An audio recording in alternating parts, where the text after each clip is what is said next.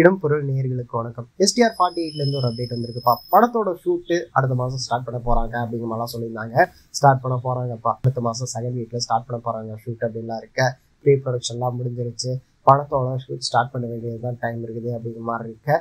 இந்த படத்தோட டைட்டில் வந்து இருதுருவம் அப்படிங்கிற மாதிரி, அதாவது ஆல்ரெடி வந்து போஸ்டர்லாம் ரிலீஸ் பண்ணியிருந்தாங்கல்ல, ஃபர்ஸ்ட் லுக் போஸ்டர்லாம் ரிலீஸ் பண்ணியிருந்தாங்க. அதுலேயே வந்து டபுள் ஆக்ட் அப்படிங்கிறது தெரியும். அந்த லுக்கை வச்சு, அதாவது அந்த 2 லுக்கை வச்சு பார்க்குறப்ப இந்த டைட்டில் கரெக்டாக இருக்கும் அப்படிங்கிற மாதிரி தான் தோணுது. இருதுருவம் அப்படிங்கிற இந்த டைட்டில் எப்படி இருக்க போகுது. STR 48 வந்து ஷூட் வந்து ஸ்டார்ட் பண்ணாலும் வந்து இந்த வருஷம் ரிலீஸ் ஆகுதுப்பா. அடுத்த வருஷம் தான் ரிலீஸ் பண்ணுறதுக்காக பிளான் பண்ணியிருக்காங்களாமா. ரவி பஸ்ரு மியூசிக் அப்படிங்கிற மாதிரி சொல்லியிருக்காங்க. DSPயும் வந்து அதில் இருக்கிறாரு அந்த லிஸ்ட்டில் அப்படிங்கிற மாதிரி சொல்லியிருக்காங்க. 2 பேரில் யார் மியூசிக் பண்ண போகிறாங்க, தேசிங் பிரியன்சாமி டைரக்ஷனில் வரப்போகிற இந்த படம் எப்படி இருக்க போகுது, RKF ப்ரொடியூஸ் பண்ணுறாங்க அப்படிங்கிறப்ப கிராண்ட் ஸ்கேலில் தான் இருக்கும் அப்படிங்கிறது தெரியும். ஆனால் நம்மளோட இந்த ஃபர்ஸ்ட் லுக் பார்க்குறப்பே தெரியும் எவ்வளோ கிராண்டாக இருக்குது அப்படிங்கிறத.